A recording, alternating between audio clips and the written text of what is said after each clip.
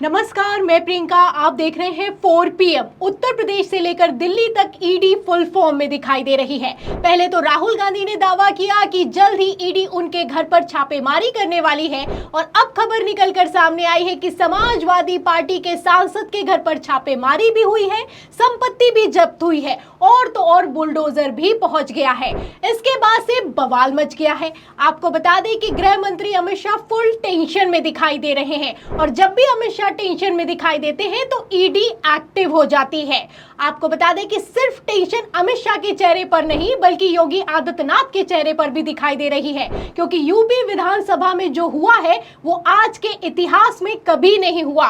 खबर निकलकर सामने आई है कि जिस बिल को योगी आदित्यनाथ ने विधानसभा से पारित करवा लिया उसका विरोध हुआ है विधान परिषद में, और विरोध करने वाला कोई और नहीं भूपेंद्र चौधरी हैं, उत्तर प्रदेश के अध्यक्ष हैं। अब ऐसे में आप अंदाजा लगा सकते हैं कि किस तरीके से चारों तरफ से खींचतान मची हुई है। तो क्या हो रहा है, क्यों हो रहा है, इन सभी सवालों के जवाब लेंगे। अमित शाह की टेंशन पर भी आएंगे, योगी आदित्यनाथ के खिलाफ क्यों हो रही है बगावत उस पर भी आएंगे, एक एक करके आपको बयान भी सुनाएंगे और इस पर चर्चा करेंगे। चर्चा करने के लिए हमारे साथ मौजूद हैं 4 PM संपादक संजय शर्मा जी। नमस्कार सर। तो सर, उत्तर प्रदेश से लेकर दिल्ली तक बवाल मचा हुआ है। खबरें तो निकलकर सामने आई कि राहुल गांधी के घर पर ईडी की छापेमारी होने वाली है, लेकिन सपा सांसद के घर पर बुलडोजर पहुंच गया, ईडी की छापेमारी हुई, संपत्ति जब्त हुई है। क्या कहेंगे इस एक्शन पर? मैंने तो सुबह ट्वीट किया कि लगता है कि ईडी को एड्रेस गलत मिल गया।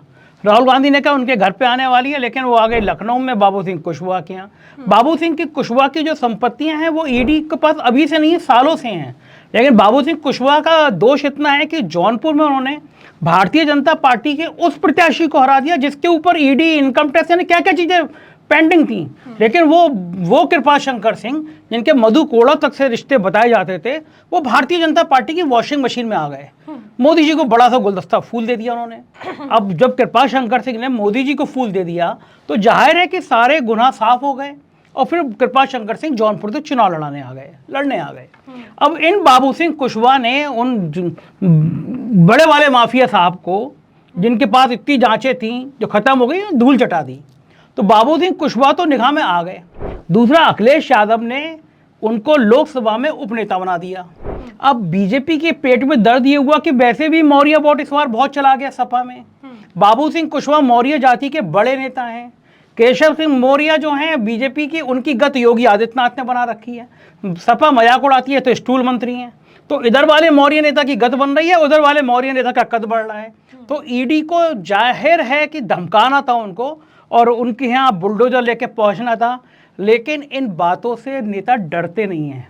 ये संदेश आ रहा है कि उत्तर प्रदेश की हार ने कितना दर्द दे दिया है मोदी को, उत्तर प्रदेश की हार ने कितना दर्द दे दिया अमित शाह को, और ये दर्द ऐसे टुकड़ों टुकड़ों में दिखता रहेगा। योगी आदित्यनाथ को हटा नहीं पा रहे। अखिलेश यादव रोज मजे लेते हैं कि जो यूपी की खींच दिल्ली, उन्होंने योगी पे टंच किया कि दिल्ली का गुस्सा जो है वो यूपी वालों पे क्यों निकाल रहे हो, और दिल्ली वालों को अखिलेश यादव पार्लियामेंट में कहते हैं तुम्हारी हिम्मत नहीं है कि यूपी वालों को हटा के दिखा दो। तो जाहिर है बाबू सिंह कुशवाहा केवल इस वजह से टारगेट में है। लेकिन ईडी की ये कार्रवाई और बताती है, बैकवर्ड में संदेश देती है, पिछड़ी जाति में संदेश देती है कि दरअसल भारतीय जनता पार्टी पिछड़े के किसी जाति के नेता का उभार पसंद नहीं करती है।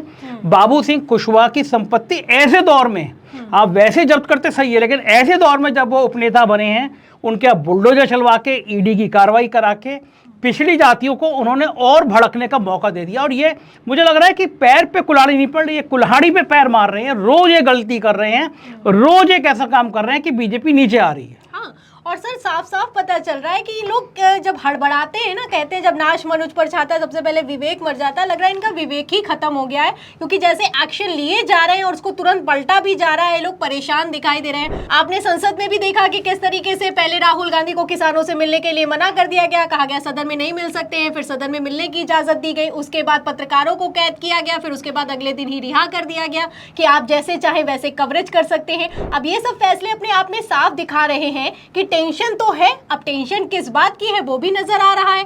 फिलहाल सर अगर बात की जाए कि उत्तर प्रदेश की, तो विधानसभा में एक बिल पास हुआ, और ये बिल योगी सरकार ने पास करवाया, लेकिन विधान परिषद में उसका विरोध हो गया, और विरोध किसी और ने नहीं किया, योगी के मंत्री ने कर दिया। अब इस पर क्या कहेंगे सर?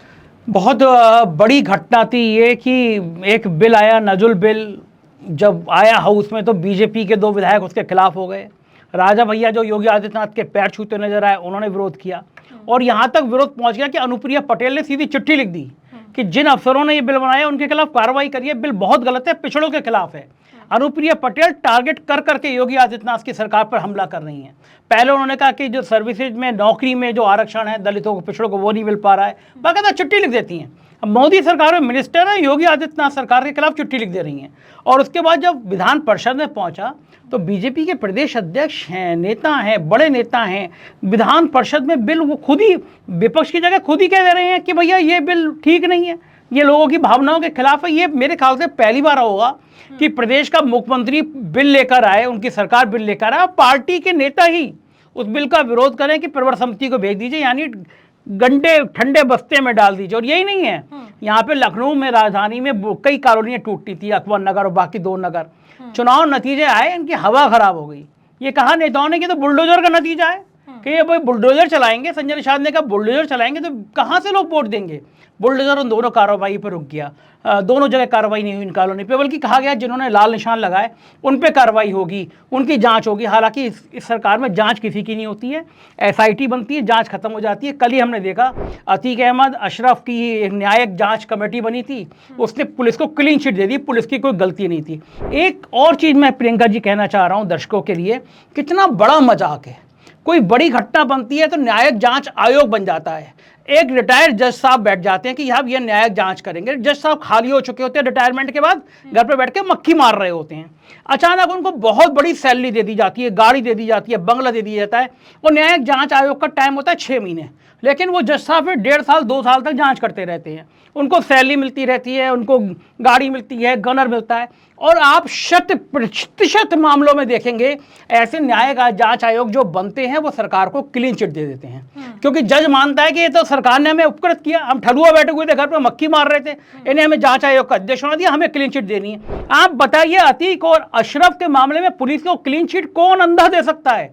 पुलिस की सबके सामने लापरवाही थी। विकास दुबे के लिए न्यायिक जांच आयोग बना, जब बना तो सुप्रीम कोर्ट ने बनाया तो सबने कह दिया था बीजेपी के रिश्तेदार हैं, उन्होंने विकास दुबे के मामले में क्लीन चिट दे दी। ये न्यायिक जांच आयोग जो बनते हैं वो बनते इसलिए हैं कि सरकार को बचाना है, तो वो भी हमने देखा। इसी तरह ये बिल आया, बिल में योगी रख रहे हैं, बीजेपी के प्रदेश अध्यक्ष, बीजेपी के नेता गिरा दे रहे हैं। जाहिर है कि योगी सरकार को इससे ज्यादा झटका मिल नहीं सकता। ये संकेत साफ है कि दिल्ली अब योगी के खिलाफ है। कल का ये बिल गिर जाना, प्रवर समिति को भेज जाना, ये साफ बताता है कि योगी सरकार किसी भी पल, योगी जी की किसी भी पल छुट्टी हो सकती है। जब तक योगी का प्रेशर है, लगता है योगी बड़े नेता हैं, नुकसान ना पहुंच जाए हरियाणा महाराष्ट्र में, इस डर की वजह से योगी को बचाए हुए हैं, वरना दिल्ली और योगी की जंग अब खुलेआम तेज हो गई है। और जब विधानसभा में ही खुद के ही मंत्री बगावत पर उतर आए और बिल का विरोध करने लगे, जो काम विपक्ष को करना चाहिए वो अपने ही साथी करने लगे, तो बड़ी बात है। और देखा जाए तो नितिन गडकरी ने भी कुछ वैसा ही करके दिखाया सर। निर्मला सीतारमण के बजट का विरोध जो इंडिया कर रहा था वही एनडीए के करने लगे, बीजेपी के नेता करने लगे। इस पर क्या कहेंगे सर? आप बताइए, गडकरी को वित्त मंत्री से कहना था चले जाते, कमरे में कह देते, लेकिन चिट्ठी लिखना, मीडिया में वायरल करना। और पिछले दिनों हम लोगों ने राजीव रंजन के संग शो में बताया था, एक मीटिंग हुई, संघ के नेता बहुत नाराज थे। आपको क्या लगता है गडकरी अपने मन से चिट्ठी लिख देंगे? संघ पीछे नहीं होगा, संघ का इशारा 101% होगा। विरोध करो तो गडकरी की चिट्ठी सामने आई, मतलब गडकरी का विरोध सामने आया। उधर कर्नाटक में उनका जेडीएस तेवर दिखा रहा है, नीतीश और चंद्रबाबू नायडू ब्लैकमेलिंग उतारू हैं। तो बात चाहे यूपी की हो चाहे दिल्ली सरकार की, दोनों यूं करके डावाडोल हो रही हैं। तो फिर ईडीसी लाओ, सीबीआई लाओ, इनकम टैक्स लाओ, ये सरकार को डराने बचाने की कोशिश का एक हिस्सा भर है। और सर ये डराने और दबाव बनाने की कोशिश अपने चरम पर दिखाई दे रही, क्योंकि बिहार में नीतीश कुमार के करीबी आईएएस पर भी आपने ईडी की छापेमारी करवा दी है। तो ईडी जब जब एक्टिव होती है तो समझ में आ जाता है कि मामला कुछ गड़बड़ है। इंडिया दावा कर रहा है कि इनकी सरकार आपसी खींचतान में ही गिर जाएगी। कई नेता तो ये दावे कर रहे हैं कि इनके पास बहुमति नहीं है, ये जो सरकार चल रही, बस विधानसभा चुनाव हो जाए तुरंत सरकार गिर जाएगी। तो ये जो दावे किए जा रहे हैं, इसी में गृह मंत्री अमित शाह भी टेंशन में दिखाई दे रहे हैं। प्रधानमंत्री नरेंद्र मोदी सर सदन में नहीं आ रहे हैं, सबसे बड़ी बात तो ये है। और अब यहाँ पर सवाल इस बात का खड़ा होता है कि राहुल गांधी पर ने दावा किया और छापेमारी हो गई है, सपा सांसद किया, तो अखिलेश यादव और राहुल गांधी की जोड़ी ने जिस तरीके से टेंशन देने का काम किया है, पानी पिलाने का काम किया है सदन में, इस पर क्या कहेंगे सर? देखिए, ये तो नतीजा यही है कि योगी आदित्यनाथ के इस बार हाउस में जो भाषण है वो तिलमिलाहट के भाषण इस बात का इशारा कर रहे हैं कि इन दोनों जोड़ी ने कितनी बैंड बजा दी है। उत्तर प्रदेश में अगर लोकसभा के नतीजों को विधानसभा में कन्वर्ट कर दें या लोकसभा नतीजों में किन किन विधानसभा में सपा आगे निकली है इसकी तुलना कर लें तो आज की तारीख में सपा सरकार बनती हुई नजर आ रही है। ये जाहिर है बीजेपी को यूपी और दिल्ली से लेकर पसीना आया हुआ है। योगी आदित्यनाथ ने जो हाउस में भाषण दिए हैं उन भाषण को आपको याद होगा, ये इस बात का संकेत कर रहा है कि कहीं ना कहीं बेचैनी परेशानी बढ़ गई है, बहुत बढ़ गई है और ये दर्द अभी और बढ़ेगा। प्रियंका जी, आखिरी सवाल लूंगी सर। एक वीडियो निकलकर सामने आया, उत्तर प्रदेश में बारिश हुई, लखनऊ में भी बारिश हुई और लखनऊ की बारिश में पानी भर गया। अब पानी भर गया तो जो मन चले हैं वो सड़कों पर उतर आए, बाइकों पर पानी उछालने लगे, उसी पर एक लड़की गिर गई और वो वीडियो खूब वायरल हुआ, खूब फजियत हुई। अब इसके बाद एक्शन हुआ है, पुलिस ने गिरफ्तारियां की और गिरफ्तारियां लंबी चौड़ी की गई है, लिस्ट आप देख सकते हैं अपनी स्क्रीन पर। लेकिन मुख्यमंत्री योगी आदित्यनाथ की तरफ से सदन में जो नाम लिए गए वो दो नाम हैं, एक है पवन यादव, एक है मोहम्मद अरबाज। क्या कहा है योगी आदित्यनाथ ने, छोटा सा बयान, इस बयान को सुनिए, फिर इस पर चर्चा को आगे बढ़ाते हैं। कि जो गोमती नगर की घटना है उस घटना में भी हम लोगों ने जवाबदेही तय की है। उसके अपराधियों की सूची भी मेरे पास आई है। ये अपराधी हैं, पहला अपराधी है पवन यादव, दूसरा अपराधी है मोहम्मद अरबाज। ये सद्भावना वाले लोग हैं, यानी सद्भावना, अब इनके लिए सद्भावना ट्रेन चलाएंगे। तो सर सुना आपने, नाम लिया गया है सिर्फ यादव का और अरबाज का, जिसमें जबकि मैं आपको बता दूं इसमें भंडारी, तिवारी, गुप्ता, किशन, साहू कई शामिल हैं, लेकिन योगी आदित्यनाथ ने नाम लिया अरबाज और यादव का और कहा कि अब बुलेट ट्रेन चलेगी इन पर। क्या कहेंगे सर विधानसभा में दिए गए इस बयान पर? बहुत ही शर्मनाक है। आप केवल एक यादव और मुसलमान का ले रहे हैं नाम और ये मान रहे हैं कि आप केवल समाजवादी पार्टी में हैं, ये तिवारी, गुप्ता ये मान ले रहे हैं तो हमारे वोटर हैं। क्यों नहीं बुलेट ट्रेन चल गई वहाँ पे? ट्रेन तो मैं गलत कह रहा हूँ, क्यों नहीं बुलेट ट्रेन सही मायनों में बुलेट चल गई बनारस में उन लोगों पर जो एक लड़की को बीएचयू में नग्न करते हैं, उसका वीडियो बनाते हैं, फिर मध्य प्रदेश में बीजेपी का चुनाव कराने चले जाते हैं। क्या वो लड़की को नग्न करके वीडियो बनाने वाले तिवारी जी और बाकी जी थे, इसलिए उन पर बुलेट नहीं चली? क्यों नहीं बुलेट चली इंस्पेक्टर सुबोध सिंह के हत्यारों पर जिन्होंने गोली मारी थी कि भीड़ में और सुबोध की इंस्पेक्टर की हत्या कर दी गई थी?